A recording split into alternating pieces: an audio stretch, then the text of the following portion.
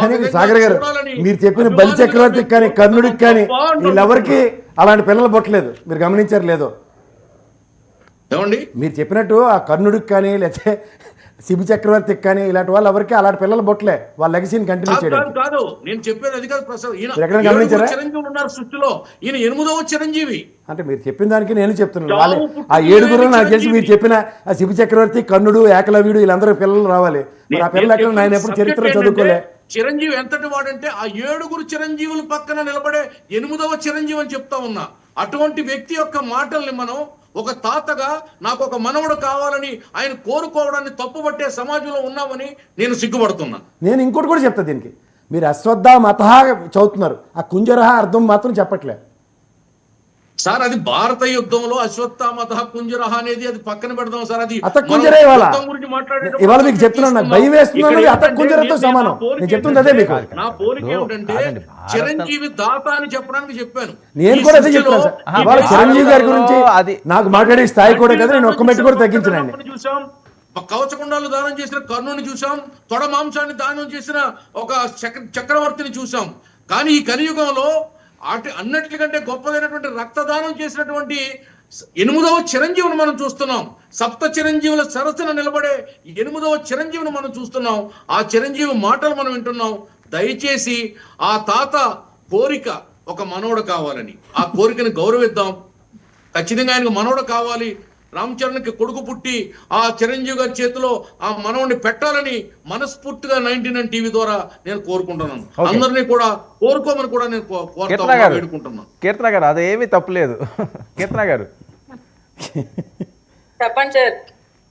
నిజంగా ఈ press meet ఈ డిబేట్ చూస్తుంటే మాట ఎంత జాగ్రత్తగా ఉండాలి అనేది అర్థమైంది సార్. అసలు దేన్నైనా కాంట్రవర్సీ చేయగల సమర్థులు ఉన్నారు సార్ మన ఏపీ రాజకీయాల్లో, ఎస్పెషల్లీ ఏపీ రాజకీయాల్లో. పని లేదో ఏమో నాకు తెలియదు కానీ ప్రభుత్వం వచ్చినప్పటి ఖాళీగా ఉన్నారేమో కానీ వైసీపీ వాళ్ళు ప్రతి దాన్ని కాంట్రవర్సీ చేస్తున్నారు సార్.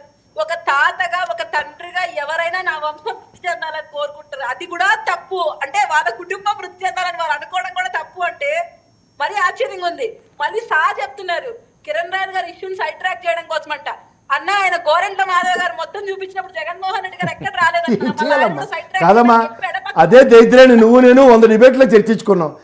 దానివల్ల నాకు అర్థమే కావట్లేదన్నా. ఒక్క నిమిషం అండి, చిన్నపరెడ్డి గారు ఒక్క నిమిషం మాట్లాడండి. కీర్తన గారు, కళ్యాణ్ గారికి హెల్త్ బాలేక ఆయన సఫర్ అవుతుంటే ఒక డిప్యూటీ సీఎం ఆయన ఆరోగ్యం కుదుటపడాలి, ఆయన బాగుండాలి, రాష్ట్ర ఆరోగ్యం కూడా బాగోలేదు కదమ్మా, మంచి చేయాలి అనుకోవాలి. కానీ దాన్ని కూడా కాంట్రవర్సీ చేస్తూ సార్ అసలు ఏదన్నా ఇంత చిన్న ఇష్యూల గురించి మీరు సార్ని టార్గెట్ చేసి మాట్లాడుతున్నారు. నాకు అర్థమే కావట్లేదు మెయిన్ థింగ్. చిన్నప్పటి గారు ఏంటి రాజకీయాల్లో ఇది అవసరమా అని, అది ఎవరు చేసినా సరే జగన్మోహన్ రెడ్డి గారిని అన్నా లేకపోతే ఇంకొకరిని అన్నా అనవసరమైనవి ఏదేదో తీసుకువెళ్తున్నారు. అసలు మాట్లాడడానికే బయటికి రావడానికే భయపడి స్టేజ్కి తీసుకెళ్తున్నారని. సార్ పవిత్ర తిరుమల నియోజకవర్గానికి సంబంధించి ఇన్ఛార్జిగా ఉన్నటువంటి కిరణ్ రాయల్ గారు ఆయన అడిగిన ప్రశ్నకి సమాధానం చెప్పండి సార్. లేదు ఒక్క మాట వదిలేండి, ఇంకా చాలు ఇక్కడ రండి. ఆయన దాని గురించి సమాధానం చెప్పలేక బయటికి పోయాడని చెప్పేసి మేము దాని గురించి ఆయన ఎందుకు వెళ్ళిపోతారు అసలు? సస్పెండ్ చేశారు కదా సార్ మీరు ఒకరు. ప్రసాద్ గారు వదిలేయమన్నారు కాబట్టి ఆ సబ్జెక్టుని పక్కకు పెడుతూ వైఎస్ఆర్ కాంగ్రెస్ పార్టీకి సంబంధించి ఖచ్చితంగా జగన్మోహన్ రెడ్డి గారు ప్రజలకు ఇచ్చే తెలుగుదేశం కూటమి ఇచ్చినటువంటి ప్రజలకు ఇచ్చిన ప్రతి హామీని నెరవేర్చే విధంగా ఖచ్చితంగా పనిచేస్తాం.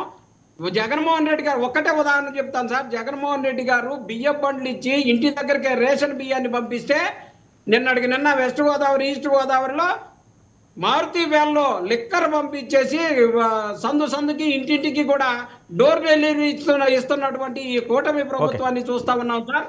ఇంతకన్నా ఘోరమైనటువంటి ఈ ప్రభుత్వాన్ని ఈ భారతదేశంలో మీరు ఎక్కడ చూసుంటారు. ఓకే ఓకే ఓకే కీర్తన గారు, ఇంత దారుణమైన ప్రభుత్వాన్ని భారతదేశంలోనే చిన్నపరెడ్డి గారు ఎక్కడా చూడలేదట.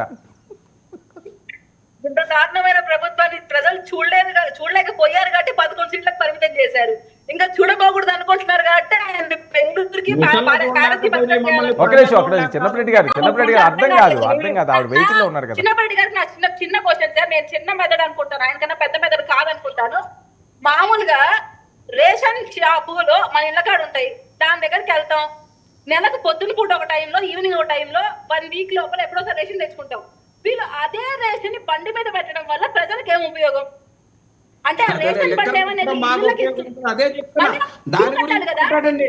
ఓకే అండి. బండి మీద లెక్క తిప్పి ఇంటి దగ్గరకు పంపించి లెక్క రాని చిన్నప్పరెడ్డి గారు క్రాస్ టాక్ వద్దు అర్థం కావట్లేదు. ఆవిడ వెహికల్లో ఉన్నారు, మీరేదో మాట్లాడుతున్నారు, ఆవిడేదో ఫ్రేమ్ అవుట్